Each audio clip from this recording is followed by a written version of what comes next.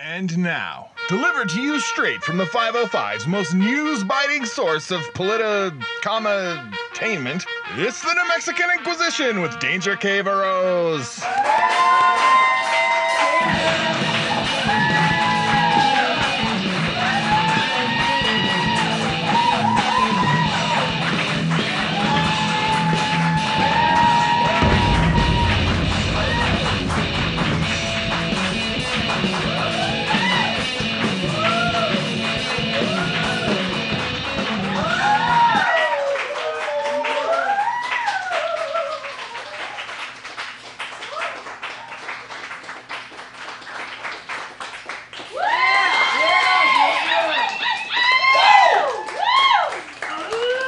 This is great. Welcome back. Season 3 of the New Mexican Inquisition. Whoever thought we'd be here? See, nobody. Nobody did. Well, we're back. We have a great show for you tonight. From Equality, New Mexico, we have Adrian Carver on the show tonight. Yeah. Also joining us on the panel is our co-producer, the lovely New Mexican Inquisition analyst, Stephanie W. Tejas is with us. And he warmed up our audience before the taping. It's the very funny comedian, Julian Motton, ladies and gentlemen. Yeah. But first, we'll talk about the news a little bit. What do you say? It was kind of a long break. A lot of interesting things happened while we were away. We had a Democratic primary here in New Mexico. We got to, very exciting. New Mexico came out and voted in force last week. 175,000 people voted in the primary. 116,000 of those people voted for Michelle Lujan Grisham to be the next governor of New Mexico. Yeah. 116,000 people. Where have I heard that number before? Oh, that's right. That's the exact number of people who are unemployed in the state. Coincidence? Looks like the moocher class has found their champion, eh, Republicans? But what about her opponent, Steve Pearce? Even though he ran unopposed in the Republican primary, he still got 74,000 votes. You know, that's actually the exact number of people who applied for income assistance in New Mexico last year. Coincidence? Looks like the moocher class has found their champion, eh?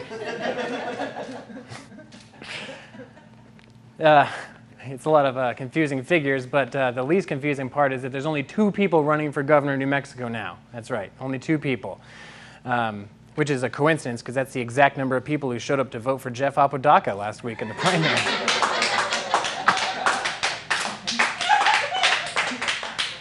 Oh man, coincidence? Looks like the losers have found their champion. Anyway. You know, the Democrats for Michelle, who are worried that the Apodaca supporters won't show up when it comes time to vote Democrat in November, don't have to worry because they didn't show up for Jeff either, so it's going to be fine. It's going to be fine. The big story is that women won really big in the primary. Most notably, Deb Haaland is Deb Haaland. Yeah. She's on her way to face a Republican and a Libertarian challenger for the House seat in Congressional District 1, which was formerly held by Michelle Lujan Grisham in a deeply Democratic district. So that's going to be a lot of fun. I'm pretty sure it's in the bag because, I mean, her primary challenger, not in the Republican challenger, Janice Arnold Jones, said this recently. When did Medicaid become a positive solution for nearly 50% of people living in CD1? New Mexicans deserve better. Wow. That's quite an interesting, out-of-touch statement to make. That's the kind of totally tone-deaf statement that's going to get you made fun of on a show like this one. So, 50% of New Mexicans in CD1 on Medicaid, that's a coincidence again, because exactly 50% of the people who make this show are on Medicaid. Yeah. You know, Janice, if you'd like to help get us off Medicaid, you can go to our website and become a sponsor of the New Mexican Inquisition today.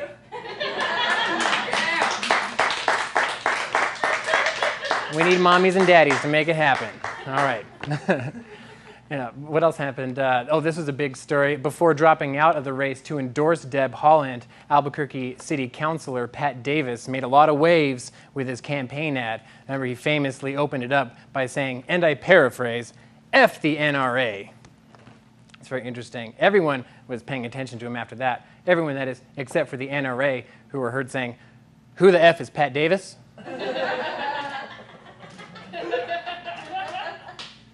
Oh, he's a city councilor from Albuquerque? Oh, okay, well, F him too. And you know what, and F all of you, F everyone, we're the F and NRA. In a recent flight over New Mexico, a passenger jet was forced to make an emergency landing after encountering some lightning in New Mexico, some of our famous lightning, some of our famous hail. The hail was so strong it tore the nose off the airplane and had to make an emergency landing.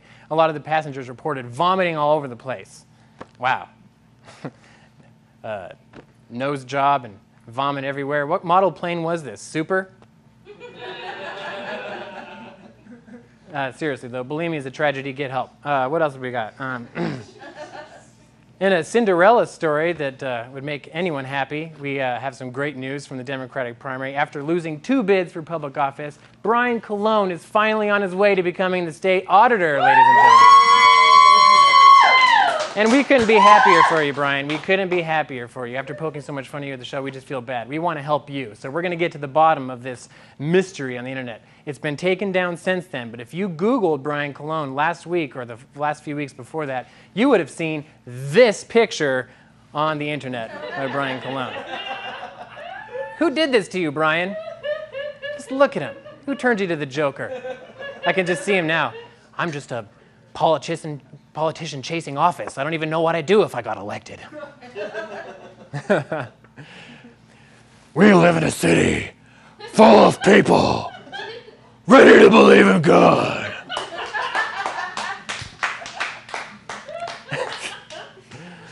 I was born for office, molded by it. I wasn't elected until I was already a man.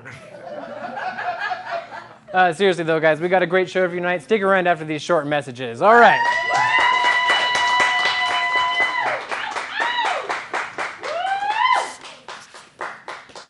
Game Show Hour Now, Albuquerque's finest game show, where you can win prizes for knowing and doing things. Hour Now features local performers, politicians, and community activists as guest contestants. Spar up with guest contestants to win exclusive prizes. Participate or watch Hour Now July 7th at the Orpheum Art Space. Doors open at 7:30, tickets $5. Guest contestants are Gus Pedrati, Sophie Martin, and Dylan Ray. A portion of the proceeds go to HomeWise. Sidetrack Brewing Company will be set up for beer sales. Visit facebook.com/hournow, HOURNOW, for more details.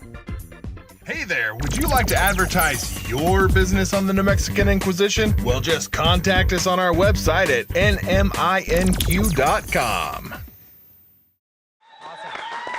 Awesome. Welcome back to the Mexican Inquisition. Welcome back. I'm, of course, your lovely host, Danger K. Varoz. We have an incredible panel of guests on the show tonight. To my right, we have the show's producer, New Mexican Inquisition analyst, Stephanie W. Tejas is on the show tonight. Hey! How you doing? I'm good. It's glad to have you back. Yeah, I'm glad to be back. You know, the primary season really stressed me out. I was stress eating a lot. Yeah. My jacket's a little tight. So now we're in for round 2. Yeah. With the real deal. I'm excited. We'll talk about it later. Oh my gosh, I'm going to stress eat.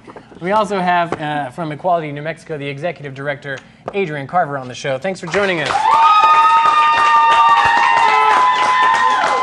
Thanks for having me, Danger. Of course. We should shake for the camera so that people can... Friends. One of these. Good, okay. Oh, all right. We also have a very funny man, comedian Julian Motown. Did I say that wrong? Oh man, everyone's always saying your name wrong. Tell everyone right now, how do you say your name? Motton. Okay, Motton. Great. You're very funny. You're a lot funnier than that thing that I just said and did. Hey, you know what, man? We're all trying our best. We're trying our best. Hey, it's public access. Yeah, we're doing what we can. We're here. Yeah. Okay. That's half of it. That, We're gonna get right into a new segment that we call the lightning round. And yeah, that's right. Our panelists are going to mercilessly interrogate our special guest, Adrian Carver from EQNM. And I'm going to go ahead and send the first question off to Julian. Julian, go ahead with your first question. So it says on your website you have a rich background in racial healing. I'm biracial. Can you heal me? Look, everybody needs a little bit of healing, and yeah. Time's up. Next question. That's what I got for you. Time's up. Stephanie, please. Okay, all right. So you're from New Mexico. You're familiar with New Mexican horror stories, right? So which is more scary, La Tejana Susana or La Llorona? I think La Tejana Susana is La Llorona. So, I mean, she's probably the one that's, like, in the ditches, like, looking for immigrants. Like, she's the one. Beautiful, beautiful. Time's up! Oh, he's done. Okay. Yeah, now, you're getting married in July to a man named Ian. Yep. Is he hot? I mean, he's right there, so I think so. Is he like Tim Keller hot or Gus Pedrati hot?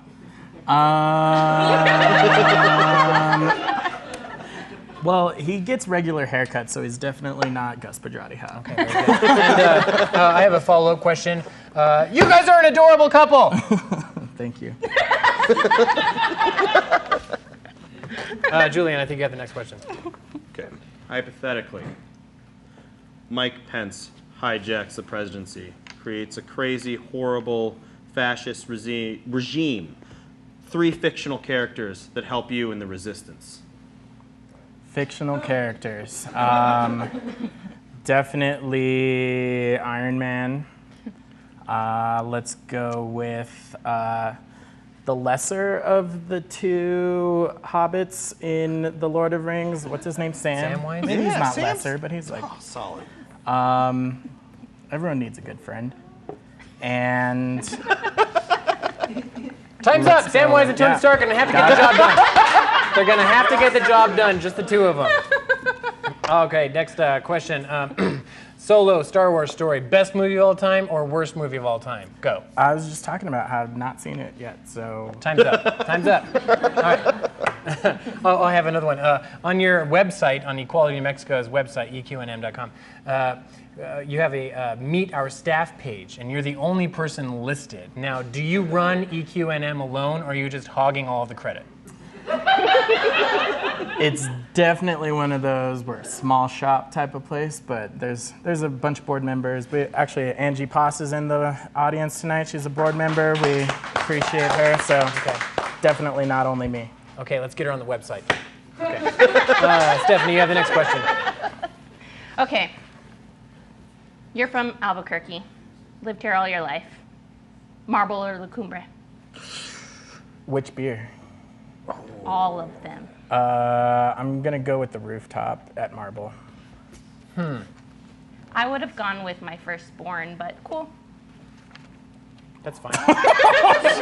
All right. Polarizing. That's fine. Julian, you have a question. How can you choose? New Lord of the Rings. Amazon bought it, pouring $1 billion into it. Good idea? There's a new one? Yes!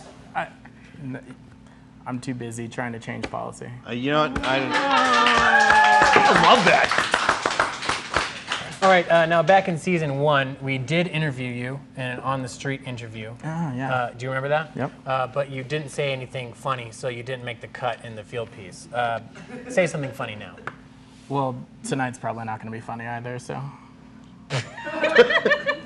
I don't know what. Okay. New question. In the movie Face Off, this is our last question, all we have time for our last question. In the movie Face Off, terrorist for hire Castor Troy enjoys chewing Chiclets gum. If you were a terrorist for hire, what gum would you enjoy chewing? Zebra gum, because tattoos. Brilliant. Yeah. Brilliant. Amazing.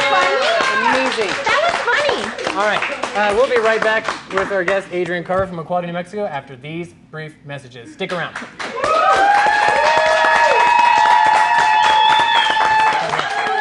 Game Show Hour Now, Albuquerque's finest game show, where you can win prizes for knowing and doing things. Hour Now features local performers, politicians, and community activists as guest contestants. Spar up with guest contestants to win exclusive prizes. Participate or watch Hour Now July 7th at the Orpheum Arts Space. Doors open at 7:30, tickets $5. Guest contestants are Gus Pedrati, Sophie Martin, and Dylan Ray. A portion of the proceeds go to HomeWise. Sidetrack Brewing Company will be set up for beer sales. Visit facebook.com/hournow, HOURNOW, for more details. Hey there, would you like to advertise your business on the New Mexican Inquisition? Well, just contact us on our website at NMINQ.com.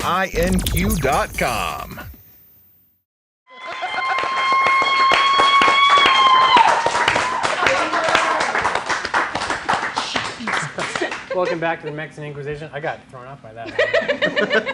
What was that sound? Did you guys all hear that? Oh my God. We've been rehearsing that for months. All right, we're back with our panel. We've got comedian Julian Motton. Motton. Motton. Motton. Yes. Motton. And Stephanie W. Tejas, and of course from EQ&M, Adrian Carver. Welcome back. Thanks for being on the show. I appreciate you putting up with all the horrors of the lightning round, but you did well. Mad respect. We didn't even get through all of it. We got like a third of our questions. I'm too slow, So it's all right. We had so many. So tell us a little bit about Equality New Mexico and what you're doing over there. Yeah. Equality New Mexico is the state's largest and oldest LGBTQ advocacy organization. We do all of our work through outreach, education, and advocacy. We've had, actually this is our 25th anniversary, and we're really proud to, We're really proud to have been around for 25 years and working to win equality for New Mexicans.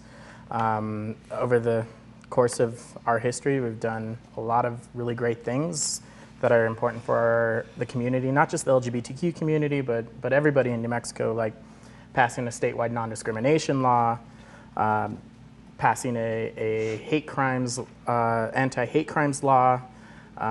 We've done work like bringing we co-led the campaign for marriage equality to make sure that in New Mexico we had the right to, that LGBTQ people had the right to marry, regardless of what happens at the federal level. We've done an anti-bullying policy statewide in 2006, and most recently our largest win was in 2017 when EQ&M co-led the effort to ban conversion therapy in New Mexico. And so we have 25 years of winning tangible rights and liberties for the LGBTQ community in New Mexico, but all New Mexicans. So when you're fighting for these policy changes, do you get to meet your opposition face to face? Yeah. What was it like meeting with these conversion therapy proponents? Well, so there was a different executive director when that happened, and I know she put in a lot of work, but what's interesting is a couple months ago I got a phone call from this random person. I think she was in Virginia or something like that, and this old woman that just wanted to go out of her way to tell me that what I was doing was a waste of time. And she kept saying something like the ex-gay movement is never gonna go anywhere and you're wasting your time. And it's interesting to hear. The ex-gay movement? The ex-gay movement. Well, what about just the gay movement? Well, look, I'm not gonna try to understand what's going on, but it's interesting to hear the vocal minority of people who are just working to use their religion or their own beliefs to oppress another group of people. And that happens all the time, but yeah, we'll leave it there. Yeah. And that's definitely not what you're doing. No, definitely not. No. No, not at all. Did that sound sarcastic?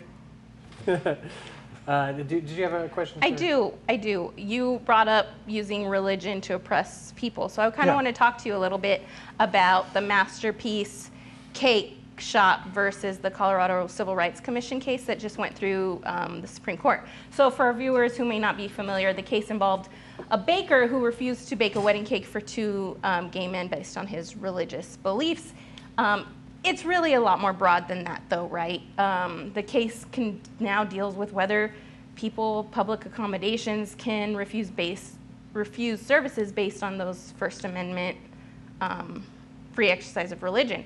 So when the Supreme Court granted or agreed to hear the case, people thought it was going to bring a resolution to this question, right? Whether there's some sort of arbitrary hierarchy of rights, right? Can you put the First Amendment against other civil rights or even the 14th Amendment? So tell us really what this Supreme Court case did and what it means for LGBT protections and for others as well, like women, racial minorities, that kind of thing. This case didn't do much to change that question. The Supreme Court did not actually answer the question of whether or not a business can use religion to discriminate against anybody because of what they perceive as something against their religion. That didn't happen. This case was never about cakes. The reality is, because this doesn't change anything, trans, queer, and people of color, and people at those intersections, we still navigate a world where we experience intense discrimination. And this Supreme Court case didn't solve any of that. I don't think that this Supreme Court case actually had we agree with the dissent, with RBG. She is always right on almost everything. And would we have liked for the court to rule in that direction? Of course. Was this the right case for the court to make a final decision on whether or not a business can discriminate against somebody? We hoped so, but it doesn't seem, it was not right in this case for the court because of technicalities. I've heard you use an analogy to describe it. Can you use that? Yeah, so this decision is like if a burglar or a mugger mugs somebody, and then they go to court for it, and then the court or the cops mishandle the case and they get away with it. That doesn't mean that burglary or mugging somebody is okay. It just means that we need to look at how we're implementing these laws, and it means that we need to look at the way that we're enforcing non-discrimination policies, in this case, across the country. And let me be clear that this case means that the non-discrimination law that EQ&M fought for and passed in 2003 still stands. Non-discrimination laws in municipalities and counties and states all across this country, that's the law of the land. The Supreme Court has yet to weigh in on whether or not a business can use religion as a tool of discrimination. And unfortunately, and the reality is that we have to wait, and people are going to continue to experience discrimination until the Supreme Court actually does weigh in on this issue. Did you have a question? I told you I wasn't going to be funny. That's okay. This is serious stuff, though. So Yeah, actually, I do. So what it's seeming like is you're a movement that then in the state became an institution, which is wonderful. So congratulations. Do you have any advice for people that want to get involved, or just advice for people in other states, red states generally, that are searching for kind of a foothold in order to achieve some of the things that your organization has achieved? Yeah, I would say that in New Mexico, over the last 25 years and over the generations that all of our families and many of our families have been in this area, we've been really good at staying true to our values and using our values as a tool for advocacy, staying true to our history and the things that we're taught from our families. So I'd say continue doing that. just stay true to your values and to get involved with wherever you live in New Mexico, in Albuquerque. Get involved with your neighborhood association, a cause you care about. Hopefully it's the right cause. Or, get to know in New Mexico, we're really lucky to have some of the most accessible policymakers and decision makers in the country, I think. So go to a public meeting, introduce yourself to your city councilor or to your county commissioner or to somebody who's running for Congress, or, we have such a great opportunity to influence the way that decisions are made because we have such great access to our decision makers. Can I piggyback on that real quick? So using our values to earn that support, something New Mexico does really good, because I always support the people who have the best matanza. So, I love EQ&M because they have great chicharrones, and that's where my value is. That's right. Great chicharrones. We're about out of time for this episode. Is there anything you'd like to let our fans know about before we sign off? Yeah, I'd love for you to get updates at eqnm.org. Just go to our website. You can check that out and get updates. Let's go to this camera, guys. Get updates at EQ. You can go to eqnm.org, get updates. There's a little button that says donate. We'd love for you to help us donate. Continue doing our work. We want to be around for another 25 years to win equality. At least. Hopefully. Okay. All right, thanks a lot for coming on the show. Thank you. This has been the New Mexican Inquisition. Stick around for more funny episodes. Make sure to follow us on Instagram, Facebook, all that good stuff. We're out there. But donate to these guys. Don't donate to us. Donate to them.